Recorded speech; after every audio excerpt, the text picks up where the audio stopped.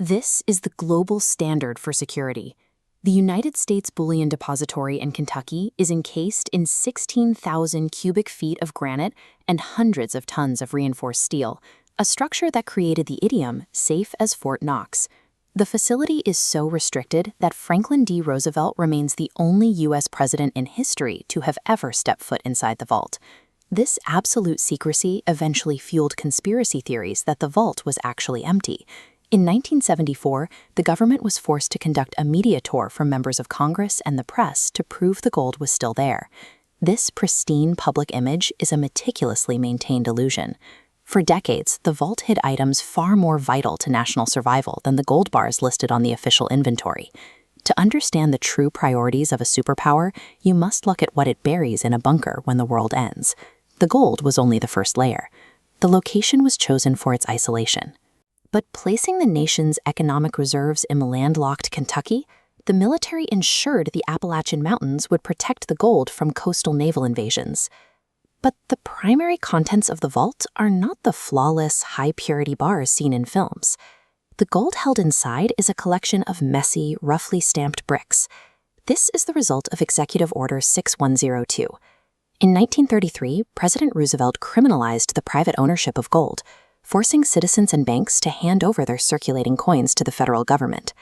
Millions of civilian coins were melted into bars only 90% pure. The rest is copper and other metals. Modern trade requires 99.5% purity.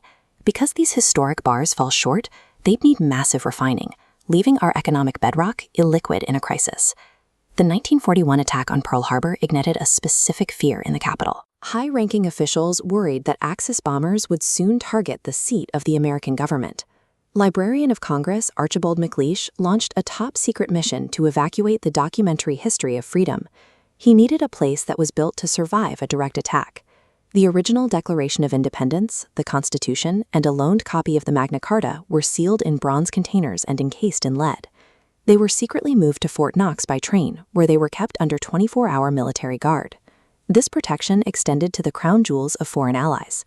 A scientist later smuggled the 1,000-year-old Holy Crown of Hungary into the vault to ensure it didn't fall into Soviet hands during the Cold War. When total destruction of the capital seemed possible, the government decided that preserving the ideological soul of the country took precedence over the protection of its gold. By 1955, the nature of the threat had shifted. The Cold War introduced the reality of global nuclear annihilation, forcing the military to rethink what was truly necessary for the survival of the state. In a post-nuclear landscape, gold bars and paper documents lose their practical utility.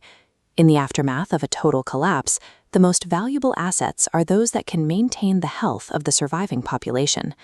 The government secretly stockpiled tons of opium and morphine inside the depository. They wanted to ensure that even if global supply chains were severed, the military had enough emergency painkillers to last for a full year. By locking narcotics next to the gold, the government revealed a final, primal truth. At the absolute bottom of the hierarchy of value lies the raw, chemical necessity of human survival. As these historic crises passed, the vault's contents slowly returned to the world. The founding documents went back to Washington in 1944, and the Hungarian crown was returned in 1978. The drug stash remained a secret logistical burden for decades. In 1993, the Treasury finally refined the aging opium into morphine sulfate, because dumping it would have crashed the domestic market. Fort Knox functions as a physical time capsule.